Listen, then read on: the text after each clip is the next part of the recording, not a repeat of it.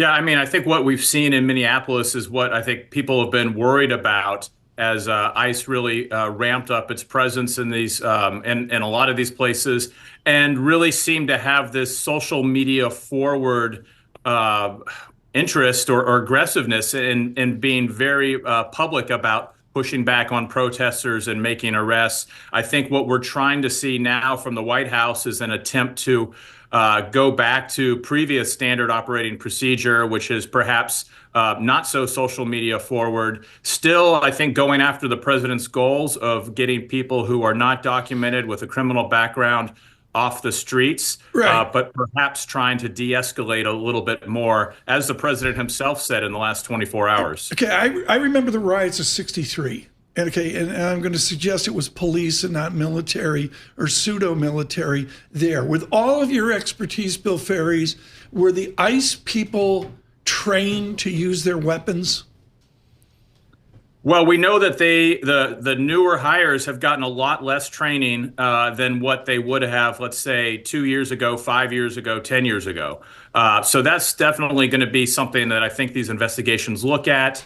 And when you look at some of these confrontations, it doesn't seem like best practices are being employed here. I think that in particular in the case of the Renee Good shooting, there have been a lot of questions by people with law enforcement backgrounds, with military backgrounds, saying this is really not how you would ideally be behaving in this situation if you're the person with the gun on his side. Bill, what's the political ramifications for the president, for the Republican Party here in the midterm elections? It seems like maybe the president has gotten some pushback from his party about how this may pose a threat to them. Absolutely. Republicans are calling the White House. We're seeing some public criticism. Whenever you see that in this administration, there's a lot more private criticism going on behind the scenes. So Republicans are reaching out to the White House. They're saying, dial this back.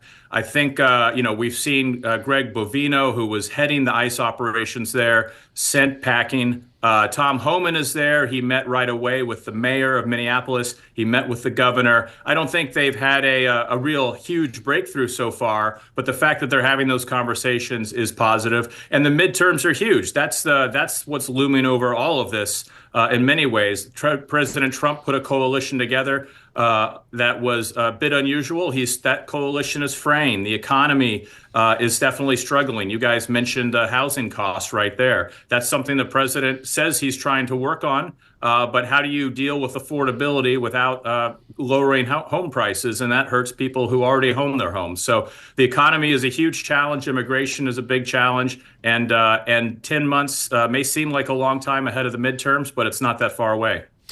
What are the Democrats doing here? Are they trying to capitalize on maybe some of this weakness at the president when you look at the polls?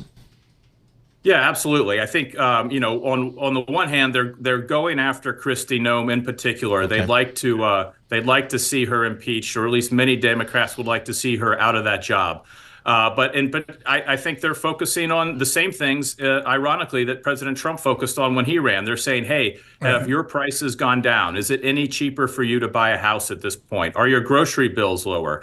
And I don't think from polling we see nationwide that voters are feeling that right now. So the momentum seems to be on the side of the Democrats. A lot could happen between now and November.